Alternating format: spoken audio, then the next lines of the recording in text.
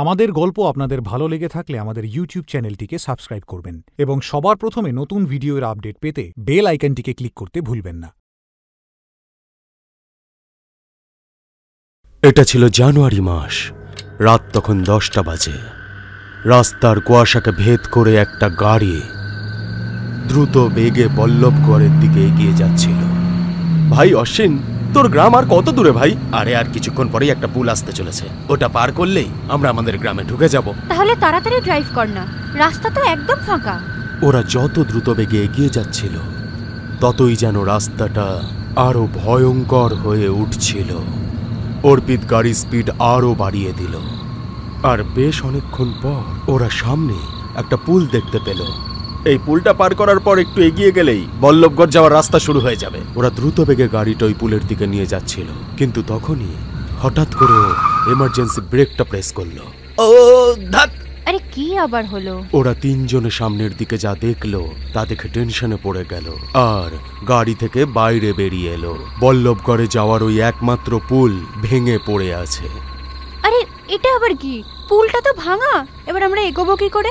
অন্য কোনো রাস্তাও তো নেই। দাদুকে ফোন করলে দাদু চিন্তায় পড়ে যাবে। আপনারা চিন্তা করবেন না। ওরা তিনজনেই ওই আওয়াজটার দিকে ঘুরে তাকালো। ওরা দেখলো যে একজন মাঝবয়সী লোক ওদের দিকেই এগিয়ে আসছে। আমার নাম কিষান। একটা রাস্তা আছে যে রাস্তাটা দিয়ে আপনারা হেঁটে বল্লভগড়ে পৌঁছতে পারবেন, আর ওই রাস্তাটা খুব একটা দূরে নয়। অসংখ্য ধন্যবাদ। যদি রাস্তা থেকেই থাকে আমাদেরকে নিয়ে চলুন না, অনেক রাত হয়ে গেছে। আমি এই মুহূর্তে ওখানে যেতে পারবো না, কিন্তু হ্যাঁ, সকালবেলা আমি আপনাদেরকে ওখানে নিয়ে যেতে পারি। কিন্তু দাদা, আমরা সকাল অবধি তো এখানে অপেক্ষা করতে পারবো না, আপনি নিয়ে চলুন, আমরা আপনাকে টাকা দিয়ে দেব। তোমাদের এখানে থাকার কোনো প্রয়োজন নেই, সকাল পর্যন্ত তোমরা আমার বাড়িতেই থাকতে পারো। আপনার বাড়িতে? হ্যাঁ, আমার বাড়িতে। ভয় পেও না, আমার স্ত্রীও ওখানে থাকেন। ওরা তিনজনেই কিষানের সঙ্গে এগিয়ে চলল। ওই তিনজনকে জঙ্গলের ভিতরে নিয়ে গেল। কিষান কোনো কিছু না বলে চুপচাপ হাঁটতে থাকলো, যেই কারণে এরা তিনজনও ওর কাছে কোনো প্রশ্ন করতে পারল না। অনেকক্ষণ হাঁটার পর ওরা একটা বাড়ি দেখতে পেল, যেটা দেখে মনে হলো যেন এটা অনেক দিনের পুরনো বাড়ি, কিন্তু বাড়িটার অবস্থা বেশ ভালো ছিল। ওই দেখুন, ওটাই আমার বাড়ি। আরে বেশ সুন্দর তো। ওরা সবাই বাড়ির দরজার সামনে পৌঁছলো। তখনই নিশা খুব জোরে চেঁচিয়ে উঠল। কি হলো? নিশা মাটির দিকে অবাক হয়ে তাকিয়েছিল, যেখানেও একটা জন্তুর লাশ দেখতে পেল, যেটাকে কাকেরা খুবলে খুবলে খাচ্ছে। কে এত জোরে চিৎকার করলো? ওরা একটা মিষ্টি গলা শুনতে পেল, আর ওরা দেখল যে বাড়ির ভিতর থেকে একটা মেয়ে দরজার সামনে এসে দাঁড়ালো, যাকে দেখতেও ভীষণ সুন্দর ছিল, আর কিষানের থেকে বয়সে অনেকটাই ছোট মনে হচ্ছিল।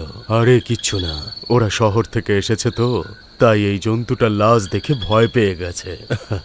এটা বলে ও নিশাকে বলল, এটা জঙ্গল, এখানে এরকম জন্তু জানোয়ারের লাশ পড়েই থাকে।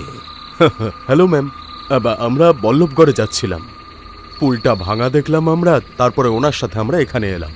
কোনো ব্যাপার না, আপনারা এখানে থাকতে পারেন, সকাল হলেই আবার আপনারা বেরিয়ে যাবেন। নিশা এখনো দ্রুত বেগে নিঃশ্বাস নিচ্ছিল আর নিজেকে বোঝানোর চেষ্টা করছিল। ওরা সবাই বাড়ির ভিতরে গেল, গিয়ে দেখতে পেল যে বাড়ির ভিতরে কোনো বিছানা ছিল না, বসার জন্য শুধু মেঝে ছিল। ওদের শুধু রাতটুকুই কাটাতে হতো, তাই ওরা মেঝেতেই বসে পড়ল। আপনারা বল্লভগড়ে যেখানে যেতে চাইছেন, ওনারা আপনাদেরকে কিছু বলেনি যে এখানে রাত্রিরে জঙ্গলে যাওয়া বারণ? না, ওই আমি আসলে আমার দাদুকে সারপ্রাইজ দিতে চেয়েছিলাম, তাই ওনাকে না জানিয়েই আমরা বেরিয়ে পড়েছিলাম। কেন, রাত্রিরে এই জঙ্গলে বিপদ আছে নাকি? হ্যাঁ, অনেক বড় বিপদ আছে। এই জঙ্গলে একটা ডাইনি থাকে, যে কম বয়সীদের মাংস আর রক্ত খেতে খুব ভালোবাসে। বলা হয় যে কেউ যদি ওর চোখের দিকে তাকায়, সেই মাত্রই সে তার আওয়াজ হারিয়ে ফেলে। এটা শুনে ওরা তিনজনে ভীষণ ভয় পেয়ে গেল, আর তারপর অশ্বিন জিজ্ঞেস করলো, তাহলে আপনারা এই জঙ্গলে কি করে থাকেন? এটা শুনে ওই মেয়েটা বলল, কারণ ওই ডাইনিটা কোনো বিবাহিত দম্পতির ধারে কাছে যেতে পারে না, কিন্তু আমরা তো সবাই আনম্যারিড। ভয় পেও না, বললাম তো, ও আমাদের কাছাকাছিও আসতে পারবে না। আমরাও না হয় এই ঘরেই শুয়ে পড়ি তোমাদের সবার সঙ্গে। এটা শুনে ওরা যেন মনে সাহস পেল ওরা মাটিতেই যে যার বিছানা পেতে ওখানেই শুয়ে পড়ল। কিছুক্ষণের মধ্যেই সকলেই ঘুমে ঢলে পড়ল। ঘড়িতে 1টা বাজে, আর ঠিক তখনই নিশা একটা আওয়াজ শুনতে পেল, যেন কোনো জন্তু কারোর মাংস চিবোচ্ছে। চিবোনোর সেই আওয়াজ খুব সামনে থেকে আসছিল। কিন্তু নিশা এতটাই ক্লান্ত ছিল যে উঠে গিয়ে ওর দেখার মতো ক্ষমতা ছিল না। আর এবার অশ্বিনের কেন জানি না মনে হলো যে ওর পায়ে কিছু একটা খোঁচা লাগছে। ও চোখ খুলে নিজের মাথা তুলে যেটা দেখলো, সেটা দেখে ওর রক্ত হিম হয়ে গেল। কিষানের স্ত্রী অশ্বিনের চোখের দিকে তাকিয়ে ভয়ঙ্কর হাসি হেসে আনন্দে ওর পায়ের আঙুলগুলো চিবোচ্ছিল। ওর চোখ লাল টকটক করছিল। অশ্বিনের পা থেকে অনেকটা রক্তও বেরিয়ে গেছিল, যেটা ওই ডাইনির ঠোঁটের উপর লেগেছিল।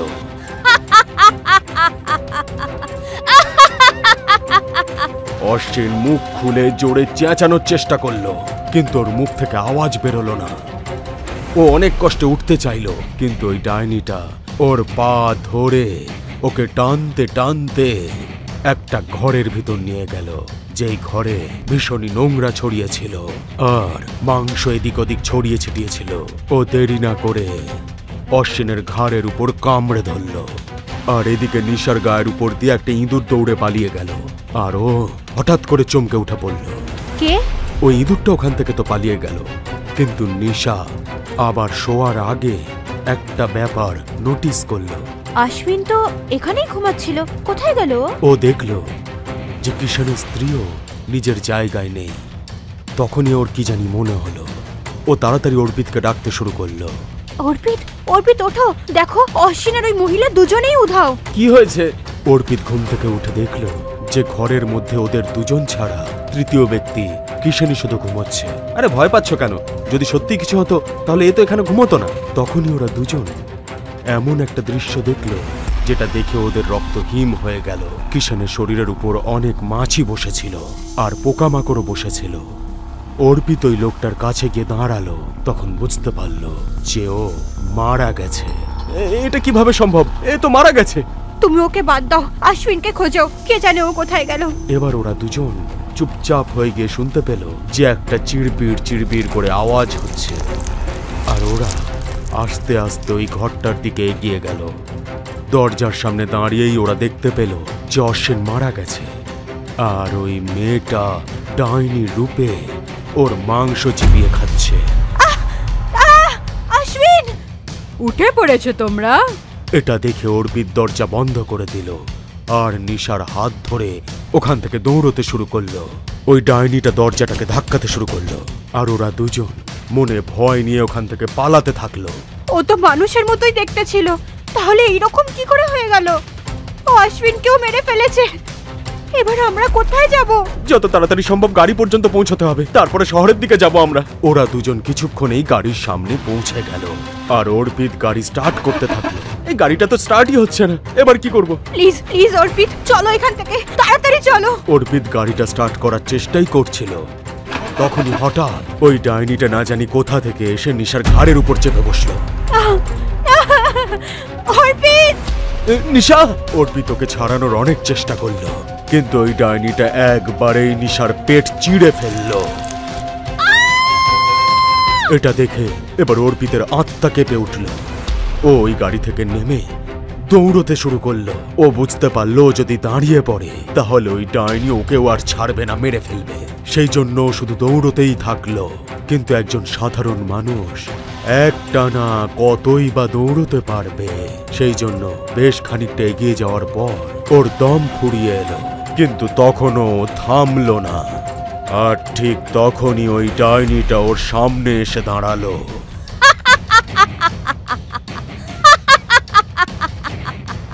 ও অর্পিতের গলা টিপে ধরল, আর অর্পিতের চোখ আস্তে আস্তে বন্ধ হয়ে গেল। কিছুদিন পর একটা গাড়ি এই একই রাস্তা দিয়ে যাচ্ছিল। ওই গাড়িতে এক নবদম্পতি বসেছিল। আমরা ওখানে গিয়ে ঠিক করছি তো, আবার লড়াই ঝগড়া হবে না তো?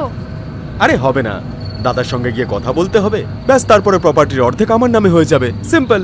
ওদের গাড়িটা পুলের কাছাকাছি এসেই পড়েছিল। তখনই হঠাৎ করে ও ব্রেকটা মারল, আরে বাবা, এই একটাই মাত্র পুল ছিল গ্রামে যাওয়ার, এবার আমরা গ্রামে কি করে যাব? কোনো ব্যাপার না, আপনারা আজ রাতে আমার বাড়িতে থেকে যান। সকাল হয়ে গেলে একটা শর্টকাট দিয়ে আপনাদেরকে গ্রামে পৌঁছে দেব। এই লোকটা অর্পিতই ছিল, যার গলা শুনে ওরা চিন্তায় পড়ে গেল। ভয় পাবেন না, ওখানে আমার সঙ্গে আমার স্ত্রীও থাকে।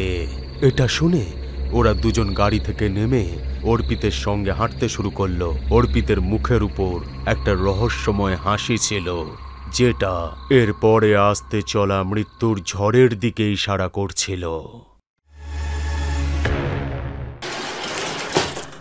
আমাদের গল্প আপনাদের ভালো লেগে থাকলে আমাদের ইউটিউব চ্যানেলটিকে সাবস্ক্রাইব করবেন এবং সবার প্রথমে নতুন ভিডিওর আপডেট পেতে বেল আইকনটিকে ক্লিক করতে ভুলবেন না।